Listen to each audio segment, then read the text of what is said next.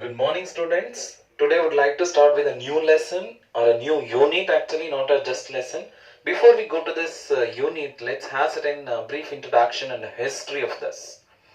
There was a scientist by name René Descartes in the 17th century. So who is this René Descartes? He was a French philosopher, mathematician as well as a biologist. From his time onwards, both the branches of natural sciences as well as the physical sciences have more and more directed towards the technology. So why this technology?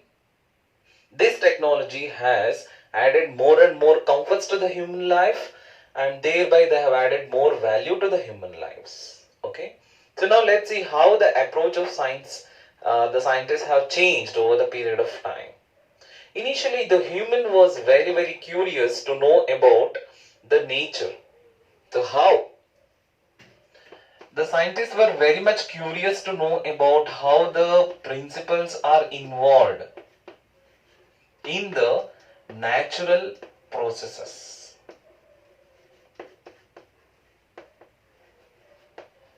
How to understand this? With an example. For example, if you are considering a photosynthesis, okay? So the scientists were very much curious to know about what is the machinery involved in this, what is the part where this photosynthesis is happening, and then where exactly it is happening, and which are the machineries involved inside, which are the organelles involved, how the reactions are happening in the process of the photosynthesis. This is how the initial approach was. They were very good, that research was very good, and they were just understanding the nature, how it is happening within the human body or within the plant body or microbial body. Okay, but later on, over a period of time, this approach has changed. So what type of approach has come now? Now the new approach has come, and this approach is called as anthropocentric. What do you mean by this anthropocentric? The man or the humans have become more and more greedy, selfish or self-centered. So whatever we do the research, not for the betterment of the nature, but much more focused towards the development of the mankind, only towards the mankind development. Okay, so such a development or such a research is called as anthropocentric development, or anthropocentric research have become. The physics and chemistries have given birth to the engineering, and this engineering has given birth to the technology, and these technologies have used up in the industries. So when they have used these technologies in the industries, so more and more people have worked in the industries by using this technology. They have added more and more comforts to the human life, and by adding more and more comforts to the human life, they have also added more value to the human lives. This is about the technology and the engineering aspects of the chemistry and the physics. Then what about biology? Whenever we talk about biology, then what will be the utility of the biology we should talk about, right? The main utility of the biology is mainly we focus it on number one, the food, and second one is health. In our textbook they have given only food, but health is also very important component of biology, is it not? Without biology there is no health, is it not? Yes. So these are the main utilitarities of the biology. That means where exactly the biology is used up in the more and more or the better production of the food and to have a better health, is it not?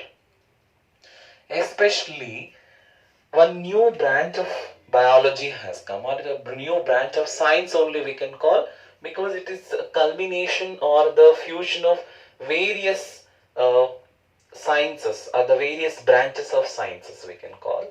But the main principles involved in this new branch of science is the biology. So that's why we call it as, it's the offshoot of modern biology. offshoot of modern biology. So by this, definitely you would have got which topic or which concept I am talking about by this, right? Yes, my dear students. Today we are going to start with one of the very interesting new unit, and this unit name is biotechnology. Biotechnology. Since in the 20th century this new branch of science has emerged too much, so this is what we call as the offshoot of modern biology. Okay, so here this biotechnology has given a lot of products, and these products have added up more quality, okay, more qualitative improvement in the food production as well as in the field of health, is it not? So these are some of the basics of the introductory part of the biotechnology, and then now we'll see a brief history for the biotechnology. Okay.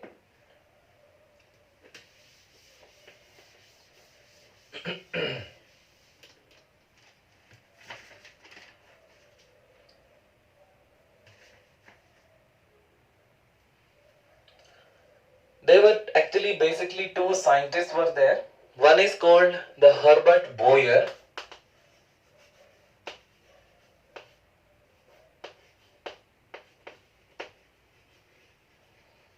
and the another scientist, and his name is called as the Stanley Cohen. Stanley Cohen. Herbert Boyer was a scientist from the University of California. From the University of California. What he discovered was, he actually come out with isolation or the discovery of the restriction enzymes.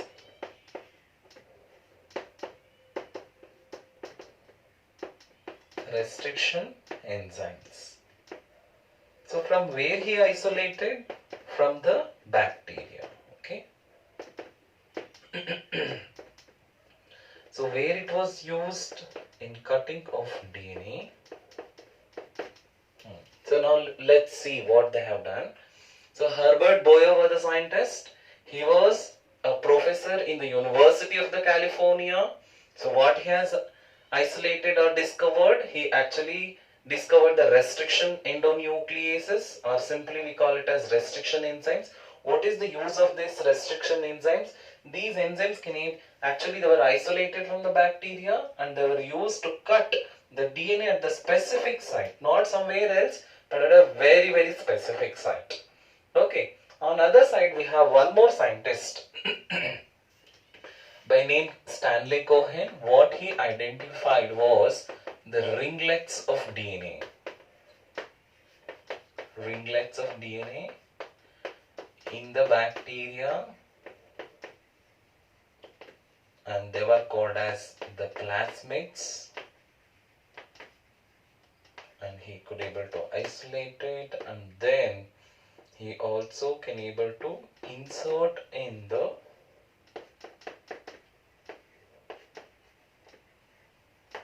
other organisms.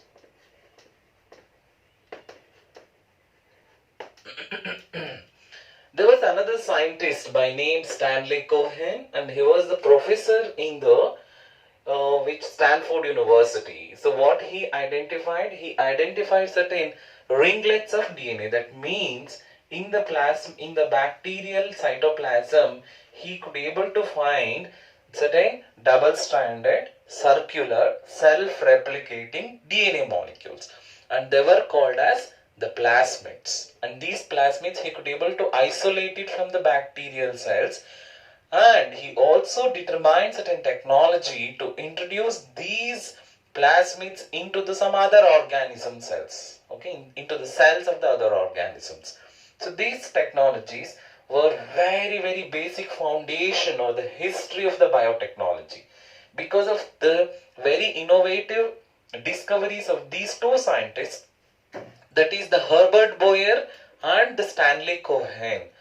Their research have given birth to the modern biotechnology. Okay, how? We'll see that now. Okay, some basics we'll see.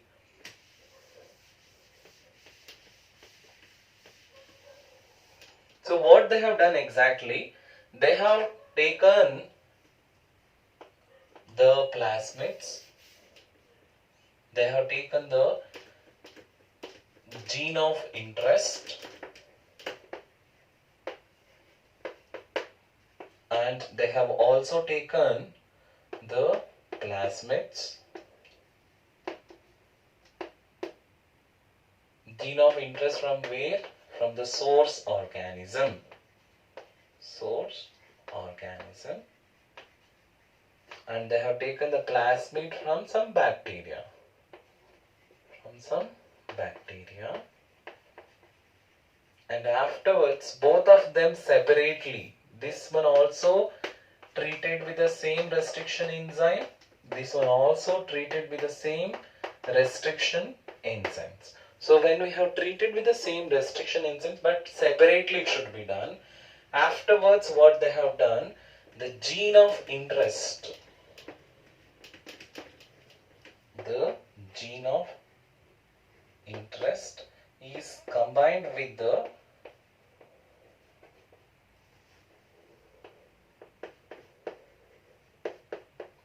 rest part of the plasmid. And from this, they have come out with a new form of DNA called as recombinant DNA. So what they have done, let me tell you once again. They have taken the gene of interest away from the source organism. They have actually taken the DNA from the source organism. From that, they could be able to isolate the gene of interest by treating with the restriction enzyme. Okay. Another side, they have also treated the plasmid with some bacteria with the same restriction enzyme, but both of them should be done separately. On other side, from this they have been able to isolate the gene of interest and the rest part of the plasmid. Both of them have been fused together with the help of an enzyme called as the DNA ligase. With the help of DNA ligase, they have reconstructed the plasmid. So here they have reconstructed the plasmid.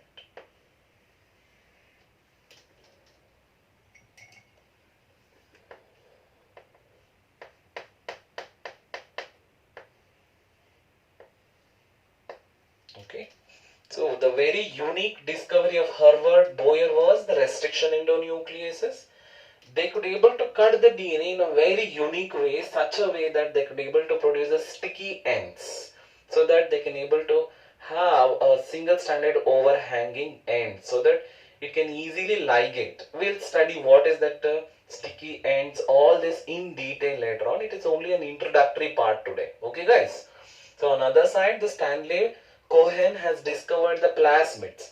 So by the fusion of these two, they can able to discover the or can able to reconstruct the recombinant DNA, and by using this recombinant DNA, they have inserted into some of the host organism, and there they could able to express this recombinant genes, and from that they can able to isolate the or extract the whatever the gene product is required in the host organism. So this is some of the basic history and the introductory component of the biotechnology. In the next class, we're going to start with the chapter. So actually in this unit, we're going to study the two important chapters. The first chapter is, here we're going to study what are the basic principles involved in the important processes of the biotechnology. In the second chapter, we're going to study some of the important applications of the biotechnology.